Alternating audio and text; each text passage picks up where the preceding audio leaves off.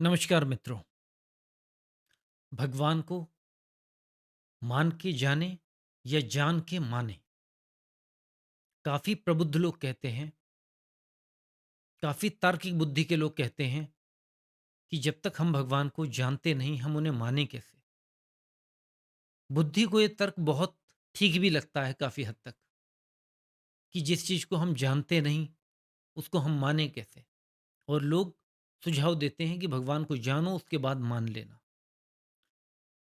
तो इस वीडियो में हम यह समझेंगे कि भगवान को जानना क्या है, और दूसरा रास्ता भगवान को मान के जानना क्या है। देखिए, भगवान को जान के मानना ज्ञान मार्ग है, और भगवान को मान के जानने का प्रोसेस भक्ति है। कहना तो ये बहुत आसान लगता है कि भगवान को हम जाने और फिर माने, मगर कितने लोग इतने त्याग और समर्पण के लिए तैयार होते हैं। महात्मा बुद्ध का संघर्ष, हम में से काफी लोगों ने उनकी कहानी पढ़ी होगी। जब उनके मन में यह सवाल पैदा हुआ कि फर्स्ट टाइम उन्होंने किसी को वृद्ध देखा, किसी की शव यात्रा को देखा, किसी गिरते हुए फूल को देखा, किसी बीमार को देखा, तब उनके मन में इतने गहरे प्रश्न खड़े हो गए कि उन्होंने कहा, अगर यही जीवन है और एक दिन यही सब हो जाना है, तो फिर क्यों ये जीवन है और इसके पीछे का रहस्य क्या है।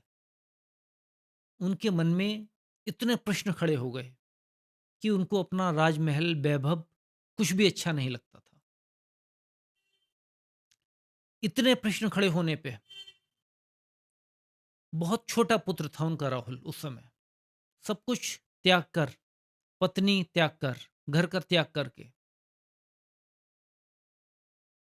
वर्षों तपस्या करी, उन्होंने भगवान की खोज करी। आखिरी जो प्रसंग आता है कि निरंजना नदी पार करते पे महात्मा बुद्ध की वह स्थिति थी कि उनका पेट और पीठ एक लग रहे थे। पानी की धारा उन्हें बहाती चली जा रही थी। तब उन्होंने विचार करा कि मैं क्या प्राप्त करने चला हूं और मैं इसे कैसे प्राप्त कर सकता हूं। तब उन्होंने, जो वृक्ष बोध गया के नाम से प्रचलित है, मशहूर है, उसके नीचे वह बैठ गए और उस दिन उनको भगवत साक्षात्कार हो गया।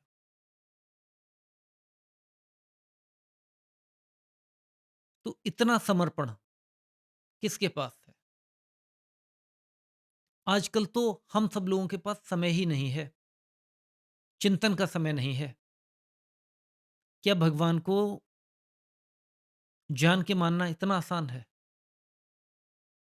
जिन्होंने भी भगवान को जान के माना है उन्होंने पूरी जिंदगी समर्पित कर दी भगवान के लिए, अपने प्राण हथेली पे रख दिए, तब जाके वो उन्हें जान पाए। और उसके बाद उन्होंने अपनी बातों का सार हमको बताया। और मान के जानना यह है कि कोई ना कोई सत्ता है। हाँ, वो मेरे अनुभव में नहीं आ रही, यह बात ठीक है। मेरे अनुभव में वह नहीं है परमात्मा, मगर वह सत्ता है।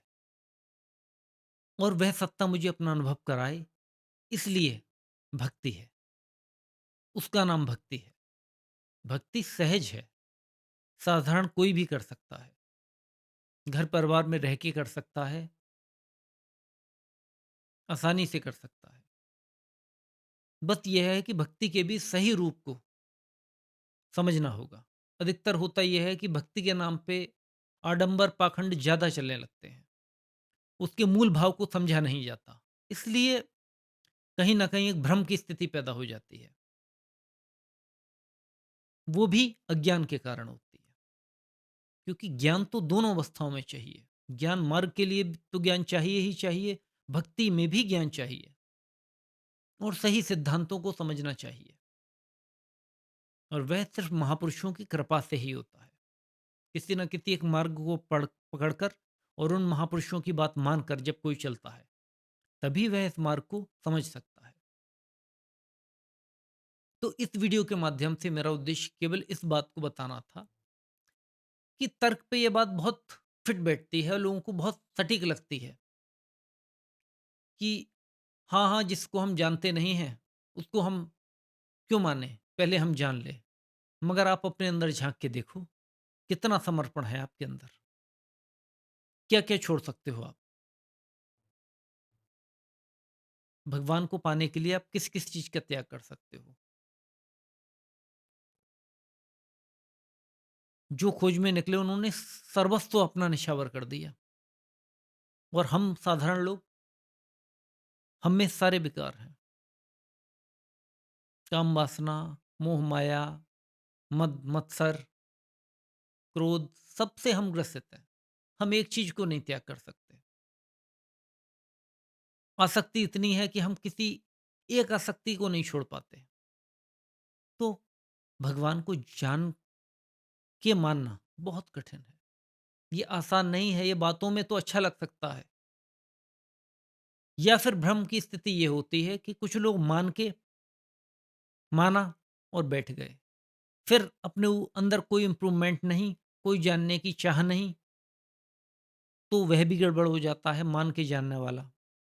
और दूसरा, कुछ लोग कहते हैं कि हम जानेंगे और मान लेंगे और कुछ खोज भी नहीं करते, तो जान के मानने वाला भी मार्ग गलत हो जाता है।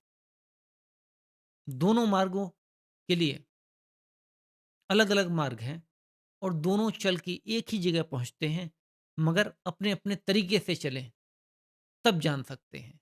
मगर यह देखने की ज़रूरत है कि कौन-सा मार्ग सहूलियत का है। आज किसकी स्थिति है जो कोई घंटों बैठ के पद्मासन, योग, ध्यान, मेडिटेशन कर पाए? मन की स्थिति ऐसी है कि थोड़ी देर हम फ़ोन के बगैर नहीं रह पाते। एक नोटिफ़िकेशन आके हमको डिस्टर्ब कर देता है,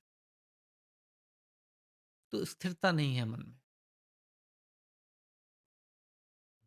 इसीलिए भक्ति का मार्ग बहुत सुगम है